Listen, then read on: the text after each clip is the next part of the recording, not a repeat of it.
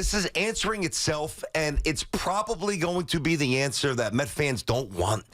Because I thought the worst thing that could have happened this year, maybe not for the Mets season, but was for Pete to come out and Pete to go bonkers, and then the Mets almost forced to overpay him. It's kind of the opposite. They're now below 500. Not that they can't regenerate. I mean, they lost a couple of tough ones over the weekend. But Pete Alonso, to me, he's now showing you for more than a year who he is. That's a power hitter. That's a good player. Nothing more. And if I'm the Mets, what I'm seeing again this year after the low batting average last year is a guy, I'm sorry, Met fans, that I would not re-sign long-term. Yeah, he's clearly pressing. And to me, it's surprising, BT, because I thought Pete would thrive in this environment, much like Aaron Judge did. But he put too much pressure on himself. He screwed up by hiring Scott Boras. It was a big mistake. Pete thinks he's going to get a certain amount. He's not going to get it anyway. And now he's having an awful year. So he's certainly not going to get what he thought. Now, look, he could right the ship a little bit and get going, but he's been so bad in big spots, bad with guys on. He's killing the team. They need him now, especially with Alvarez not in that lineup. Lindor finally starting to get going. He has been the lightning rod, the focal point for most Met fans. When we could talk about who's struggling, it was Lindor, and Pete kind of got overlooked. We talked about it last week.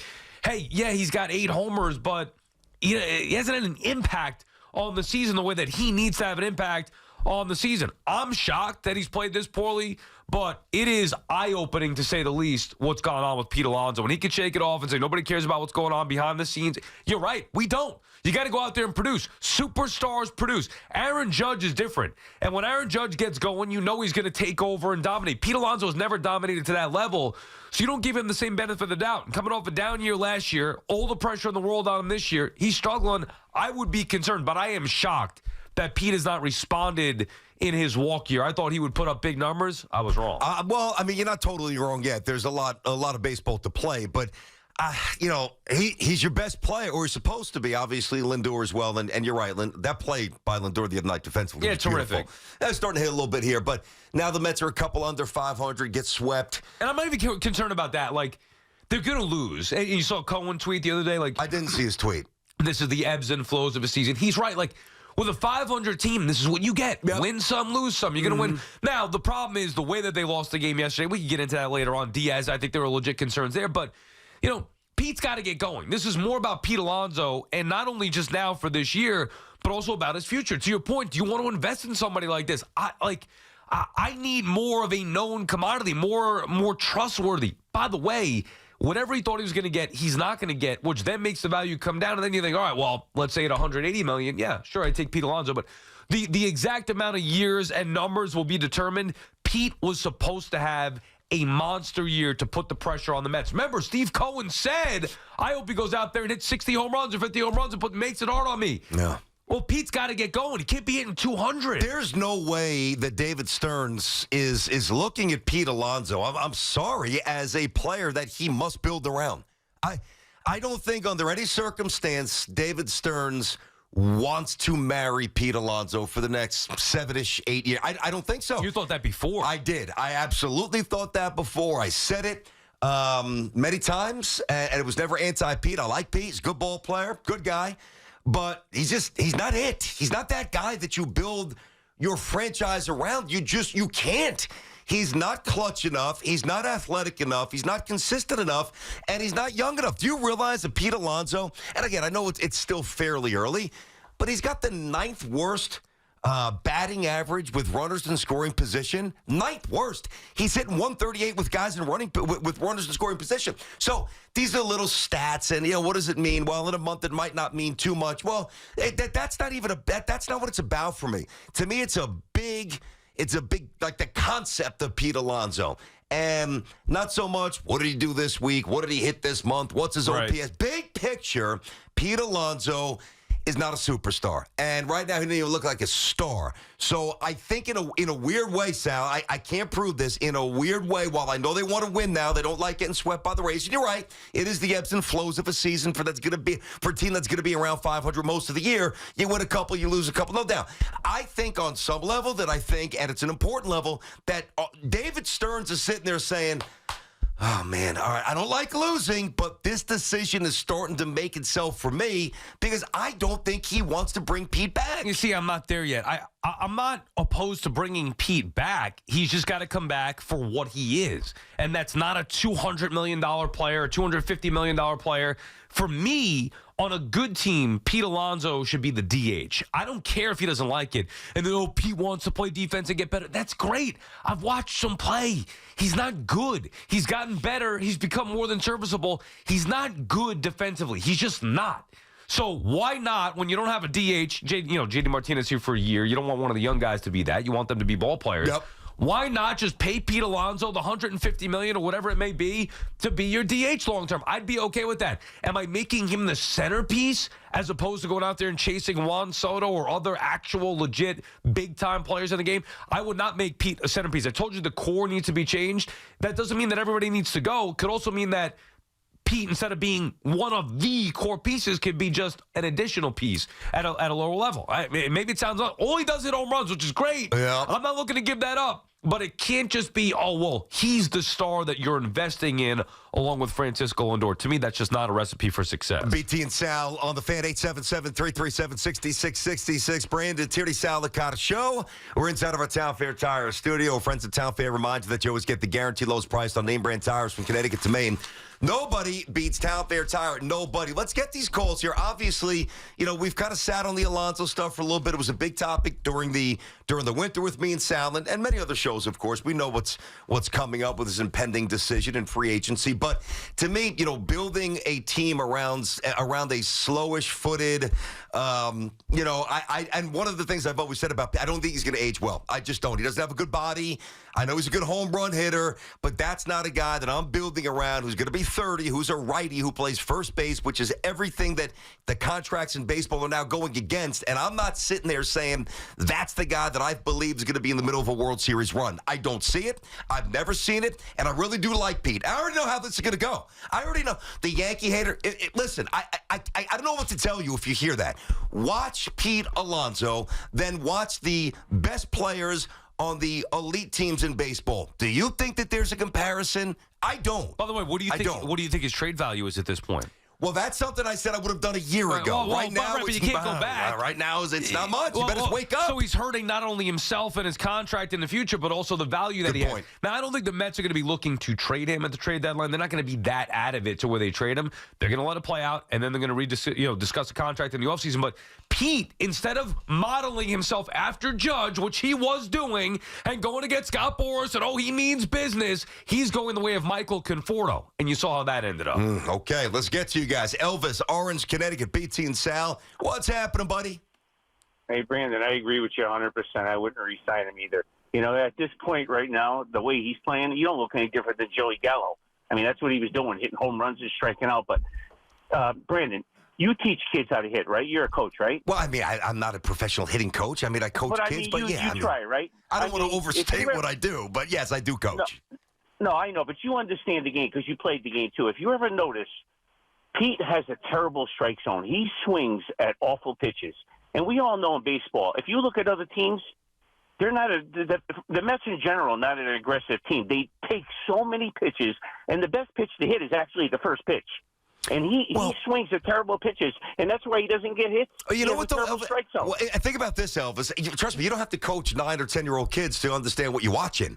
I mean, he's not doing anything. If he doesn't crank one over the fence, he has zero impact on a baseball game. He just does. And listen, I understand that there was a point, and I do respect this from a sentimental point of view, which matters to me, but there's also got to be a lot of delineation between sentiment and the reality. And Sal, a lot of times it comes up, and I'm not minimizing this, I promise you.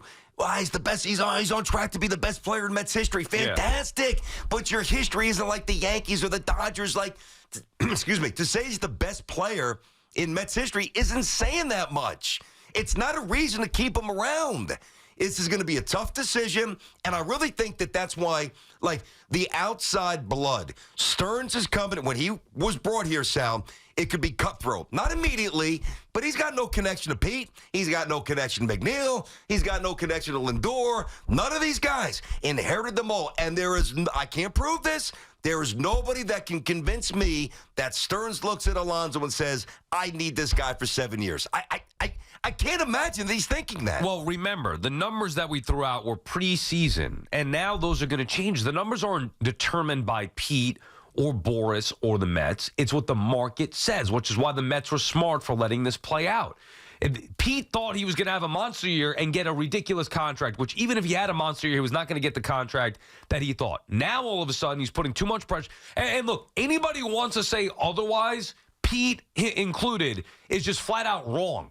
Clearly, he cannot handle the pressure. That is obvious because this is something that Pete Alonso, even last year in a down year, performed better than what he's performing like right now. He's wearing it. He's put too much pressure on himself, trying to go out there and get the big contract. Now, he's diminished his value even further, lower than what he thought it was. Now it's over. So you're saying 7 years. Well, who's to say that Pete might not have to play for a year or two? Like we talked about Cody Bellinger and what he got last year. That's true. That's true. And by the way, he may be better off doing that because of the year he's having so far. Now it's only beginning of May. Yep. Long way to go, but that's the way that he's going right now. He's hurting the Mets, but the Mets are going to be fine with or without Pete Alonso moving forward. I really believe that.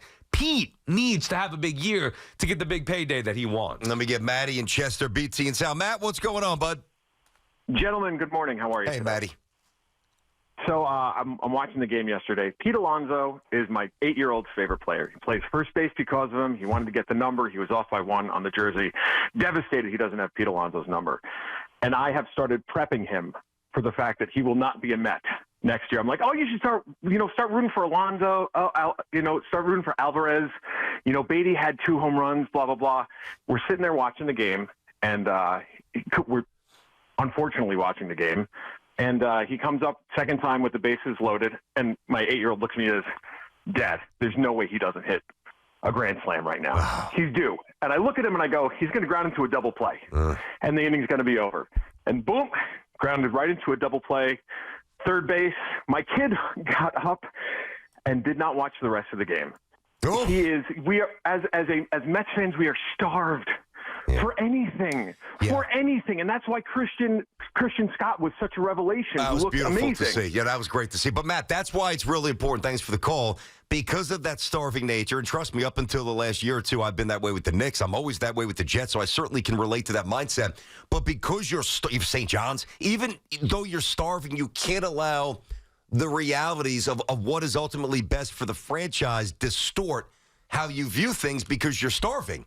And I unemotionally speaking, because I'm not a Mets fan, I think they're going to be better when he moves on, if he moves on.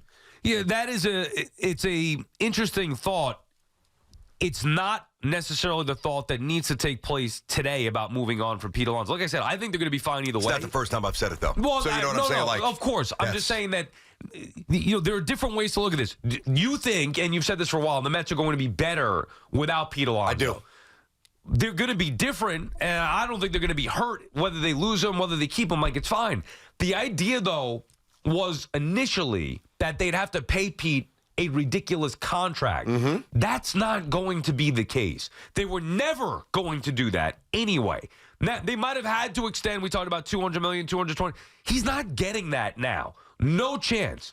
Put it down. Lock it. Boris, Pete, you're not getting $200 million. Not from the Mets, not from anybody. I don't care if he hits 50 home runs this year. He's not getting that. You cannot pay him that type of money moving forward. Too inconsistent. To your point, PT, the way, the position that he plays, the athlete that he is or isn't, it just can't happen. Doesn't mean that Pete can't be on this team and be successful in a different role moving forward at a different value. It just means that the Mets are not going to tie up $200 million or more in Pete Alonso. Yeah, that ship is sailing. Lou's in Massapequa. Well, Lou, BT, and Sal, what's happening, man? How are you?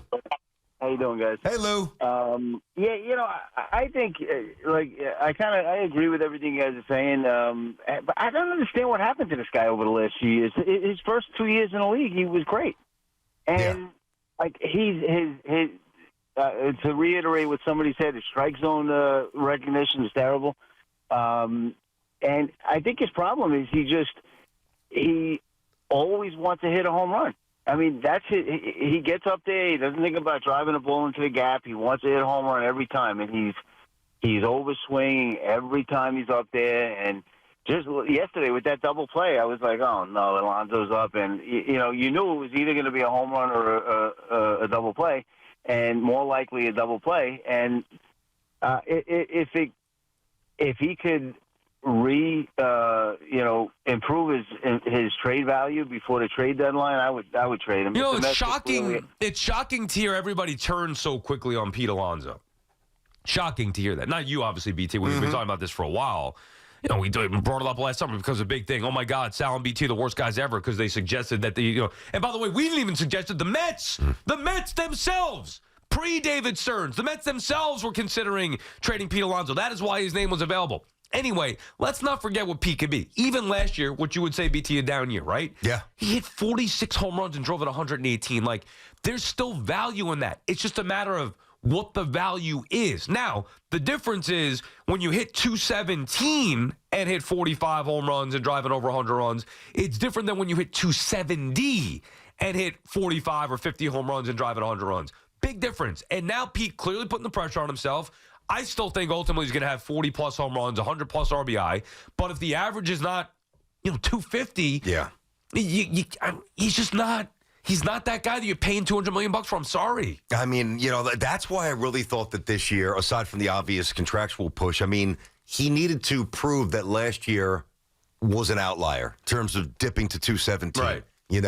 Makes a big difference, that batting average. It does. Sal changes everything. Just how you feel about him when he's up there with a couple of men on and 2 out. How, the ability to squeeze out a quality at bat late when you either got to get on or, get somebody in from third, put the bat on the ball. Like, yeah, when he hits moonshots, he's absolutely unstoppable. Problem is, when he doesn't hit a moonshot, he doesn't bring anything else to the table. 877-337-6666, BT and Sal on the Fan.